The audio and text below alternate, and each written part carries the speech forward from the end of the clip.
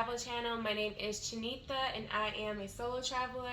In this video, I will tell you some things that you should know before visiting Ecuador. I visited Quito and Cuenca while I was there, so this video will be based on my experiences in those two cities. So let's get into this video. To get to Ecuador, I was already in Mexico, so I flew from Mexico City to Quito, and I was really pressed for time to book my flight because I did not have an outbound flight and I did not have the traveler's declaration form filled out before I checked into my flight. I flew with Avianca Airlines, and the representative at the check-in desk, he was very helpful. Like, he was very patient with me. He was like, just stand to the side and book your flight and fill out the health declaration form. I didn't like that I had to book my flight on spot, so make sure you have an outbound flight because nobody likes booking a flight to a random city in a random country that you know nothing about. Luckily, the flight that I booked was to Lima, Peru, so I was okay. If you've been to Lima, Peru, you would know, like, okay, I was fine. The flight with Avianca to Quito was fine, but the customer service with Avianca is not the best. So it did take a while for me to resolve some of the issues that I had over the phone with their customer service.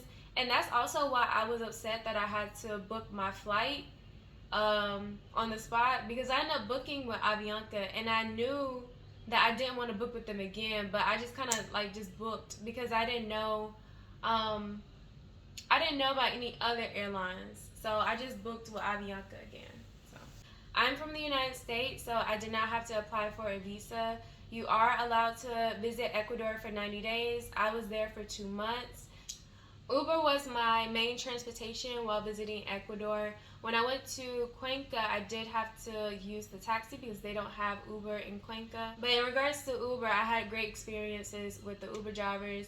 They were very friendly. They would try to make conversation with me. Even if they did not speak English that well, they still would try. And I'm not much of a small talker, so it was cute. So yeah, I didn't have any negative experiences with Uber drivers while I was visiting Ecuador, and Uber was the only ride-sharing app that I used while I was in Ecuador.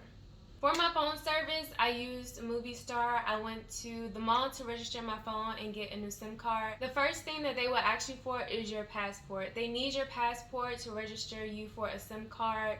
They're not going to do anything unless they have your passport. And actually, the mall I went to, I want to say they made a copy of my passport as well. And actually, all the countries that I've traveled to so far, I've always needed my passport to register my phone with like the country or the company and get a new SIM card. Also, make sure you have Google Translate downloaded to your phone if you're not fluent in Spanish. It was difficult for me to like express what I needed once I was at the Movistar storefront because I didn't have like Google Translate.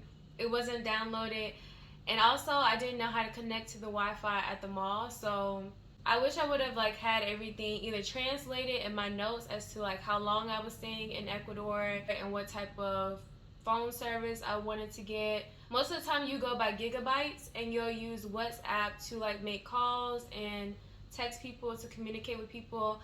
I don't even make calls from my phone for real. Like, most of my calls that I make is from WhatsApp, and that's because of the gigabytes. So if you don't have gigabytes, you can use the Wi-Fi. And so back to their language, because I kind of got off topic. Their language is, they are a Spanish-speaking country, so make sure that you know some common phrases before visiting Ecuador. People will greet you, so like if you get on the elevator, it's very common for people to greet you, or you know, if you're walking down the street, you know, someone will speak to you. So know some common phrases before traveling to Ecuador. The first thing I noticed about being in specifically Quito was that I wasn't stared at as much. And when I was in Mexico, I was stared at a lot, okay? Even though the United States is right next to Mexico, it still was like this shocking thing to see maybe a darker skinned person. I don't know what it was, but people would just stare a lot. In Ecuador, that wasn't the case. And I think it has a lot to do with the fact that there are Afro-Ecuadorians. Specifically in Quito, when I was in Cuenca, I didn't see any Afro-Ecuadorians. But when I was in Quito, it was very diverse. So I did like that about Quito. Actually, my Uber driver, I was asking him, I was like, where are you from? And he was like, I'm from Ecuador. But I was like, I thought he was like an immigrant, right? But he explained to me like his people have been here in Ecuador. He was like, I'm Ecuadorian. Like, what do you mean? Like, this is my country. But I was treating him the same way that people treat Black Americans. Like, where are you from? But like, where are your people from? And so like the fact that he was a Black Ecuadorian, a Black man who spoke Spanish. So he didn't just speak Spanish, but he had like the Hispanic accent to go with it. It blew my mind. It blew my mind because I'm so used to like Southern accents. So yeah, that was definitely a culture shock for me, and it sent me down a whole rabbit hole of learning about Afro Ecuadorians and learning about their culture. So that's also, I'm gonna go back to Ecuador. I'm gonna go back to South America as well to learn more about the like more Afro or Black cultures in South America. Let's talk about the weather in Ecuador. Yes, Ecuador is a country, so it's hard to gauge the weather of a whole country. But if you look at the geography of where Ecuador is, it's located on the equator. Actually, Ecuador means equator in Spanish. So because Ecuador is located on the equator, just know that it's very unpredictable what the weather can be. So make sure you dress in layers. Take an umbrella, take a rain poncho. If you're planning to go hiking, make sure you have a jacket. Just take a jacket. Even if you're not planning to go hiking, still take a jacket. But make sure you take gloves, because when I went to the Cotopaxi volcano, my hands were burning because they were so cold. I had never experienced that ever in my life. Like, I'm used to my hands just being cold, but they were burning because they were so cold. So definitely take gloves if you're planning to go hiking. But yeah, make sure you take a hat with you because the UV rays are very high in Ecuador, because like I said, the country is located on the equator. So take some sunscreen, make sure you have a hat that's going to protect your head from the UV rays. Panama hats are great for that, so get you a Panama hat when visiting Ecuador. What else? Altitude sickness is very common when visiting Ecuador, so plan out some time in your trip to allow your body to adjust to the new environment. You can drink coca tea, like that is a great way to alleviate some of the symptoms of altitude sickness. But if you are someone who frequently get drug tested, do not drink coca tea because it can come back positive for cocaine if you take a drug test. So it was difficult for me to find clothes in Ecuador. In the United States, I wear a size medium. In Ecuador, I was wearing a large or an extra large. Buy the clothes before you leave, or if you're shopping in Ecuador, just know that you're gonna have to purchase a size up from what you normally wear in the United States because their sizes run pretty small.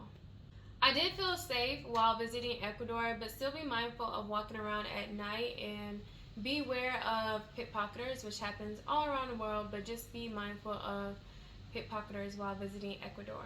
The currency in Ecuador is US dollars. If you're coming from the United States, I would recommend bringing small bills with you, and I would recommend getting change for $20 bills every chance you get. Most stores and street vendors, they don't take large bills. So normally what I do is, if my bill is like $14, I'll pay with a $20 bill so that way I can get some change back. So instead of giving $10 and $4 bills, I'll just give it $20 so that way I can get $6 back. Try to get change any way you can. I don't recommend like just going up to somebody and asking them to give you change for a $20 bill.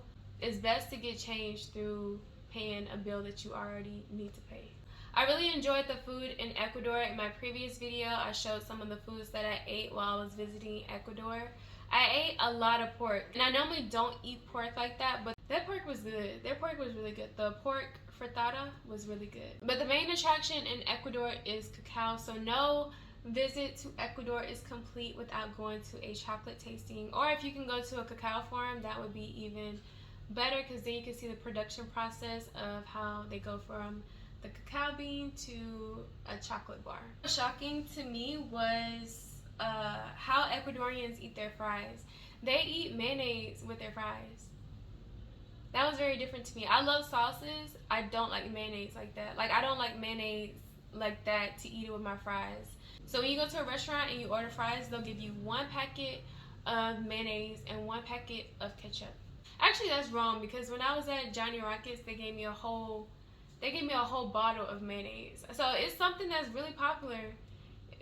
Mayonnaise is real popular in Ecuador. I'm a sauce person, so I like honey mustard. I like different sauces. So yeah, I tried to eat it with the mayonnaise and I didn't like it at all. So that was a no for me. I didn't drink the water when I was in Ecuador, when I was in Quito and Cuenca. Cuenca is supposed to have safe tap water. I don't trust it. I don't trust it, so I did not drink the water in Cuenca. If you're okay with drinking tap water in other countries, go for it. But even when it came to brushing my teeth, I was brushing my teeth with bottled water when I was in Ecuador. And for those who are planning to travel to Cuenca, I do have another video about my overall experience visiting Cuenca as a solo traveler. So make sure you check out that video if you're planning to go to Cuenca. My next video is going to be about my overall experience in Quito, and I'm about to record that video after this one. And I'm almost at 100 subscribers, so yay! I'm excited. Thank you to everyone who has subscribed so far. I definitely want to help out other solo travelers, specifically solo travelers who are going to these different countries so that they know what to expect. And I just want to share my experience to inspire others. I hope you guys enjoyed this video, and if you did, make sure you like and share the video. Also subscribe to the channel if you're interested in solo traveling or if you would like to follow my solo traveling journey.